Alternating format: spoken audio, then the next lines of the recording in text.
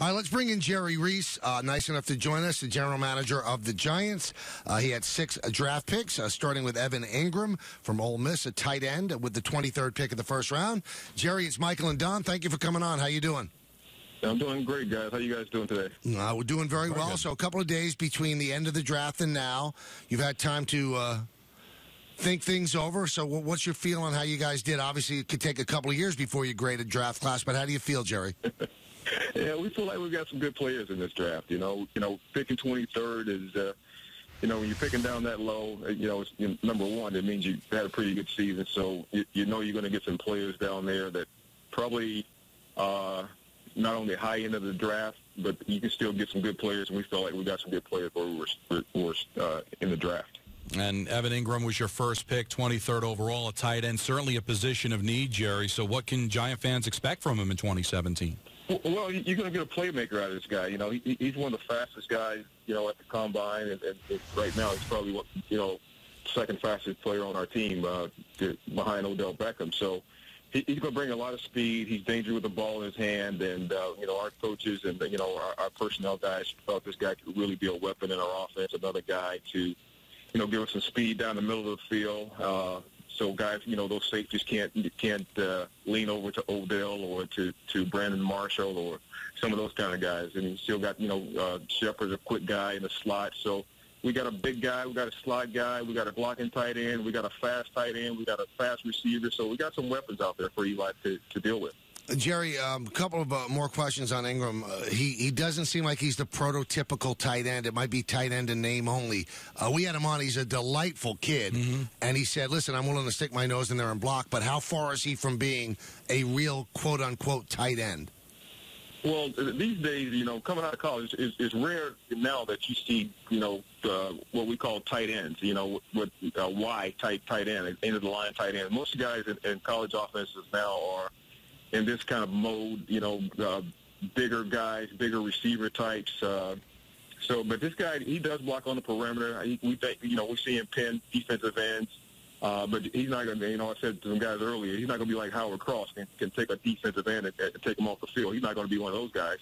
But that's not what we drafted him. We didn't draft him to do that. We drafted him to be, a matchup problem with safeties and linebackers and give us speed down the middle of the field. And a guy you can put the ball in his hand and he can make a big play.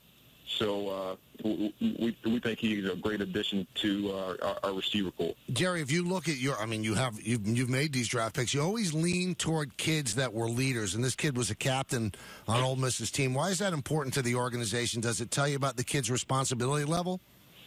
Well, it's just part of the profile we like. We don't always get captains, but these kids that are captains on their teams, we feel like they're more reliable. These guys are self-motivated, self-starters, and driven to be high achievers.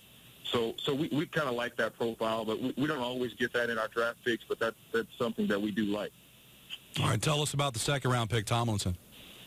Tomlinson is big defensive tackle inside that, obviously we lost Hankins to free agency. We feel like the Tomlinson can come in and battle for a starting job with a couple more guys that we have on our roster right now. He's a big battle test, big NFL ready, what we call NFL ready, body tight. He has that NFL toughness that you like in your interior defensive line. We think, him along with a couple more guys in there with snacks that, he can man that position and give us a nice piece in there. Now, he had some health issues earlier. Is that enough in the past that you're not worried now? Yeah, he had some ACLs, early on in his career, but he's played 3 seasons on him, so our medical staff they didn't think it would be an issue. Now, Sean O'Hara, former Super Bowl champion with the Giants, works for the NFL Network, really came down hard on the Giants draft and said they're not doing Eli right. They're not getting him the protection he needs. They're giving him pieces that he doesn't quite need, and the window is closing. What's your response to what Sean said? And Sean has his opinion. He can say what he wants to say, but we do this for a living, and that's all I have to say about that. Was this a weak offensive line draft, Jerry? I know you got one late. You got a guard. Well, there were in the first 3 rounds there were only 10 offensive linemen taken, so that should tell you something about the depth and how deep this offensive line. I think there were only maybe 33 taken in the entire draft. Out of 253 picks, there was only 33 offensive linemen taken, and only 10 of them were taken in the first 3 rounds, I believe it was. So that tells you a little bit about the offensive line. And again, the offensive line, linemen now, the offenses that colleges play now is just different from what our game is, and most of these kids are developmental when you get them. So you have to spend some time with them after you get them to get them to this level.